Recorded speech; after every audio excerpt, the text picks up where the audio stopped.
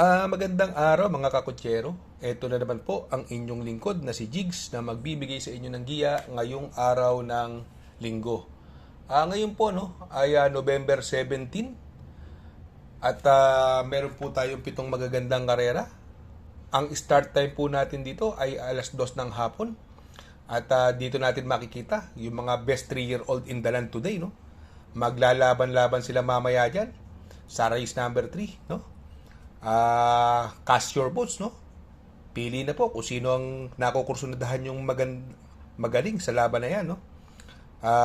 Uulitin ko po, itong aking giya ay purely review and analysis ko lamang at walang halong information. Umpisa na po natin. Race number 1, 3-year-old and above maiden race. Distance is 1,400 meters. Dito po, no? Dito magsisimula yung ating winner take all, no? At may 7 kalahok, no? Dito po, may mga bago tayong kabayo rito. Yung numero 2 na si Road Safety, no? 1.16 po ang huling tinakbo niya sa barrier. Although nakatakbo na po ng maiden niya nakaraan, segundo po siya noon, no? Pero ito maganda rin na tinakbo. Tinalo po niya sa datingan si Ambisyoso. May preba po siyang 1.16. Itong isang bago naman si Good Prognosis, medyo hindi maganda tinakbo 1.22 lang ang preba nito Ang may best time dito, yung sakay ni King Flores, yung numero 6, Dakota Elegance, at nagpreba po yan ng 1.13.2, no? Marami po siya, no? Kaya dito sa race number 1, no? Para sa akin, no? Sosolohin ko na po yung numero 6 na si Dakota Elegance, no? Nasakay ni King Flores. Sa race number 2, dito naman po magsisimula ang ating pick 6, the 2024 Pilracom second leg 3-year-old imported local challenge. Ang distansya po rito is 1,800 meters, no? May 5 kalahok at matutunghayan uli natin ang undefeated na numero 5 na si Birchstone na sasakyan pa rin ni Jeffrey Zarate. Although nung last run niya muntik siyang masilat ni Perfect Delight, no? Dahil na-pressure siya ng husto ni Beautiful Yana, no? Hindi siya pinauna ni Beautiful Yana nung karera at milya yung karera nun Kung sakaling magkaroon siguro ng ganong battle uli, hindi na naman siya paunahin ni Beautiful Yana. Sa tingin ko, pwedeng makachamba sa kanya rito, no? Yung numero 4 perfect shot, no? Yung kakwadra niyang perfect shot, no? Itong si perfect shot po kasi, nag-barrier po siya sa milya, nagpreba po siya ng 1.41.2 at tinalo po niya sa datingan si Don Julio, no? Kaya dito sa race number 2, no? Kung hindi mabibigyan ng presyo si Birchstone, sa tingin ko naman hugando mananalo to, no?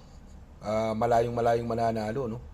Kaya lang kung mangyayari na naman yung huling laban nila kung saan na pressure siya ni Beautiful Yana, baka matsambahan naman po siya ng numero 4 perfect shot.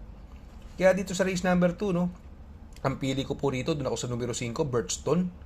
At magpo-protection lang po ako. Ang protection ko po rito yung numero 4 na si Perfect Shot. Sa race number 3, dito po magsisimula ang pick 5. Ito na ang pinakaiintay natin, no? The best 3-year-old in the land, no? The 2024 Pilracom PCSO Grand Derby. At distansya po natin ay 1,800 meters at may 7 kalahok. Kung mapapansin natin dito, no? Halos puro tupas stable yung tatakbo rito, no? Yung Worshipful Master, no? War Chief, Every Sweat Counts, Batang Manda. Puro mga puro mga tupas yan. Si High Dollar, puro mga tupas stable yan, no? Ang outsider dito ay si Still Somehow at si Beabel, no? Sa tingin ko, syempre, pwedeng magkampiyan si Worshipful Master at Every Sweat Counts dyan, Yan ang tingin ko nga magdadala ng unahan dyan, Yan ang magdadala ng pacing ng karera, no? Sigurado ako mag-aalalayan yan, no? Pero sigurado naman din ako na aantabayanan ni Beabel yan, no? Dahil kung maaalala nyo nung mga takbo niya sa 2 Triple Crown, siya lang lagi naghahabol kay Worshipful Master at Every Sweat Counts, no? Nung first leg, segundo siya, inabot siya ni Ghost dun Tapos, etong second leg naman, siya naman ang nanalo via photo finish, no? Sa tingin ko naman, matibay ang resistensya nitong Bayabel. Kayang-kaya niya sundan yung dalawang tupas dito, no? Kung sakali nga lang madiskartehan, ah, madiskartehan siya at masalalak siya sa loob or maipit siya. Yung napupuntong Batang Manda at sa tingin ko nag-mature na tong si Batang Manda, no? Nagpreba po ng 1.38 sa milya yan ng last run, no? Sa tingin ko yan ang pwedeng tumalo kay Bayabel, no? At yung Still Somehow, yung nanalo po ng third leg ng Triple Crown, no? Nasakay ni JT Pabilik, no? Nanalo po itong si Still Somehow, hindi masyadong pwersadong ginalawa na to, no? Kaya dito sa race number 3, kahit na maraming tupas dito, maraming tupas trainer dito, doon ako sa outsider pa rin, no? Alam mo, medyo panatiko tayo ni Bayabel, no? Ang pili ko po dyan, numero 6, Bayabel. Panigundo ko, numero 4, Batang Manda. At ang isasama ko rito, pandeado, numero 5, Still Somehow. Sa race number 4, dito po, magsisimula ang ating pick 4. Pilracom Rating Based Handicap System Race. Class 5, 6 to 10 split. 1,400 meters is the distance. At dito po, may 6 na kalahok, no? Kung mapapansin natin, itong si French Leather, no? Si French Leather, nasigundo po last run niya, no? Kay Compassion, no? Halos kapiraso lang sila, no? Nagkatalo, kalahating kabayo, no? Maganda na tinakbo ni French Leather, no? Sa papatnubayan po siya ni Pamboy Ponce. Si Bini Bini naman, etong ganda ng tinakbo nito nakaraan, no? Although pang 5 siya, pero lintik naman ang lutyahan no ni Binibini kay Flywheel, no? Alam mo namang mataas ang grupo ni Flywheel, pero pinilit siyang mauna at lutyahan po sila ron, no? Pang-5 siya dumating doon dahil sobrang na-pressure siya ni Flywheel, no? Kaya sa tingin ko, itong horse to beat dito, no?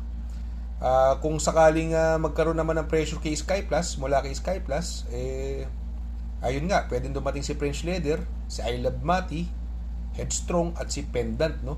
Pero para sa akin, no, since ito medyo mababang grupo, magtatatlo po ako dito. Doon ako sa numero 6, Bini Bini. Panigundo ko, numero 2, French Leather. At isasama kong pandiado, numero 1, na si Pendant. Sa race number 5, Pilracom Rating Based Handicap System Race, Class 4, 16 to 21. Distance is 1,400 meters at may 6 na kalahok. Dito kung mapapansin natin, no, sobrang baba naman itong numero 4 Batang Kangkalo na sakay ni King Flores, no. Although pwedeng magdala ng unahan dito si Animo Lasal at si Watch Bell, no. Ang mga derivate si Work From Home, Electrify at My Jopay, talo na sa datingan ni Batang Kangkalo yan, no. Angkop ang distansya, no, 1,400 meters, no. Para sa akin, lamang na lamang sa akin to. Sosolohin ko na po yan, yung numero 4 Batang Kangkalo. Sa race number 6, Penultimate Race, Pilracom Rating Based Handicap System Race, Class 4, 22 to 27, another 1,400 meters at may 8 kalahok. Dito po, sa tingin ko, ito si Workbell, no? Nagpagpag lang ng kalawang ito nakaraan, no? Nansakay ni Christian Garganta, no? Ngayon, nilipat na sa mga kamay ng may gamay sa kanya, no? Na si Jackie Uno Hernandez, no? Alam naman natin to si Workbell, champion ng 2-year-old to, no? Champion ng juvenile tong Workbell na to, medyo sumama lang ang takbo ng mga nakaraan, pero ito muling pagbabalik niya, no? Sa tingin ko siya ang malalyamado diyan, no? At sa tingin ko wala na rin pauunahin niya, no, si Workbell, no? Sa tingin ko magbibigay ng magandang laban sa kanya yung numero 3, no, na coupled entry na parehas may panalo rin, yung Autumn Shower at Jubilum. Kaya dito sa race number 6, ang pili ko po rito, doon ako sa numero 4 Workbell. Panigundo ko, numero 3, Autumn Shower, coupled with Jubilum. Sa race number 7 sa last and final race, Pilracom Rating Based Handicap System Race, Class 5, 11 to 15 split. Another 1,400 meters distance at may 7 kalahok. Itong laban na to, no, ang possible scenario, no, walang mauuna sa numero 3, no, Solo Ere, Galloping Goose, no, at gamay po ng hinete niya, no, si Patty Dilema, no. Wala namang ibang nakakasakay na nagpapanalo diyan bukod kay Patty, no, at Solo Ere mukhang makakapagpahinga sa unahan to, no. Dahil itong Antonio de la Mugis, Rocking Bell, Potential, Captain Bob Kaboom at Maria's Legacy, lahat po yan ay stayer or dermate, no. Sa tingin ko makakabuo ng area, no. Ang pwedeng pang protection dyan, ito meron na po, numero 5, Kaboom, nasasakay ni Pabs Caballero. At ito, magandang diado, no? From O'Neal Cortez, binalik na sa may gamay sa kanya, no? Yung numero 4, Captain Bob, no? Magandang diado po yan, no? Kaya dito sa race number 7, magtatatlo po ako. Doon ako sa numero 6, Galloping Ghost, paligundo ko, numero 5, Kaboom, at isasama kong pandiado, numero 4, Captain Bob. Shoutout nga pala kay Sir Pax ng Barkadahan OTV. Located po siya sa 1139 New Antipolo Street, Corner Vargas. Malapit lang po sa Abad Santos, yung bagong ginawang tulay. Very convenient and attentive po ang mga tao. Pwede po kayong mag-EB at party while betting on racing. Good luck mga kakutsero. Sana po matapat ang ating giya at yung mga nakasunod. Sana po ay magsitama po kayo. Ako yung makikiusap lamang at makikisuyo sa inyo na please like, share, subscribe, and hit the notification bell para update kayo sa aking mga giya. Good luck po and happy racing!